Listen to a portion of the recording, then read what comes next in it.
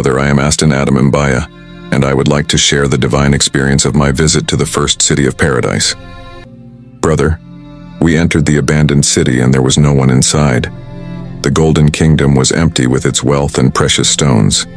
Inside the Palace of Solomon, I saw angels sweeping the court. I saw angels guarding the palace. Some angels were watering the garden. The mansion was closed and the Lord said, "We must enter and see." When we got inside the palace, I was in awe and admiration for the beauty of this house exceeding all understanding. This mansion was more beautiful than the greatest city on earth. Solomon's house was well done with an architecture that was perfect. While I was in admiration, the harp and brass band were resonating. The angels of God kept playing music. Golden instruments of music were resonating as the angels were singing the songs and psalms of Solomon. But the heir of the kingdom, King Solomon, has forfeited his eternal inheritance. The angels told me, "This mansion was built for King Solomon. He did many good deeds on the earth. He gave a lot of offers, but he was unable to come here." My name is Timothy Clark, a father of 3 and a devoted husband. I hail from a quiet town in Virginia, where church bells ring on Sunday mornings and neighbors greet each other with warm smiles. My life revolved around faith and family. I was raised in a Christian household, surrounded by stories of biblical heroes and their profound relationship with God.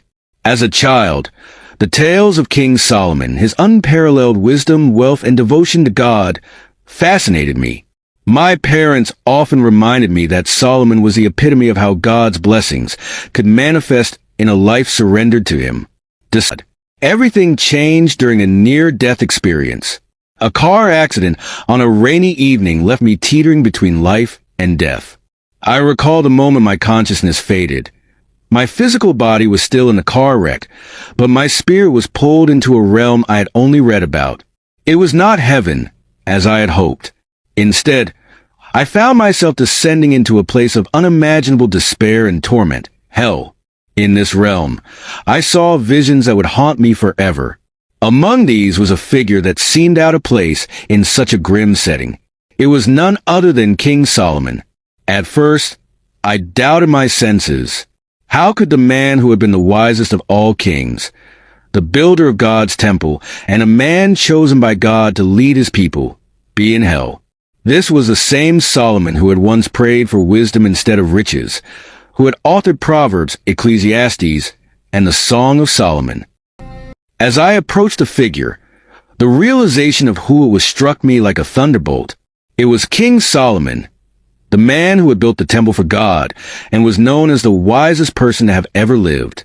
But here, his surroundings were grim, a place filled with an unending sense of hopelessness. Chains of fire wrapped around him, and he was in constant agony, weeping and crying out. What struck me most was a regret that echoed in his voice. It was not the cries of one who had been wrongfully condemned, but the lament of someone who fully understood the choices that had led him to such a fate. In our moment of connection, he turned to me and spoke, his voice heavy with sorrow and remorse.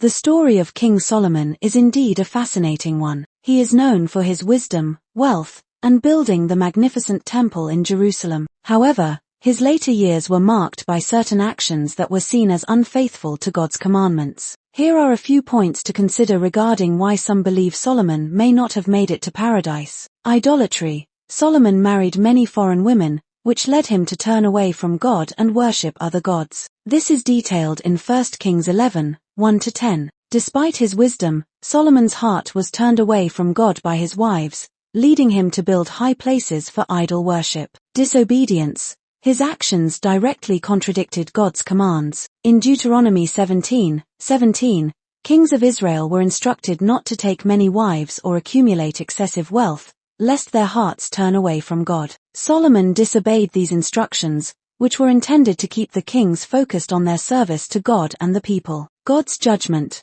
As a result of his actions, God pronounced a judgment against Solomon. In 1 Kings 11 verses 11-13, God told Solomon that he would tear the kingdom away from Solomon's son, Rehoboam, although not entirely for the sake of David, Solomon's father. While these things illustrate Solomon's moral and spiritual decline, It's important to note that his ultimate fate after life on earth vary. Some believe in God's mercy and the possibility of redemption, while others focus on the consequences of his actions. Why King Solomon never made it to paradise? King Solomon owned many things, has a big mansion in heaven like a city, but never made it there to paradise. Why? See the link in the description box for full video.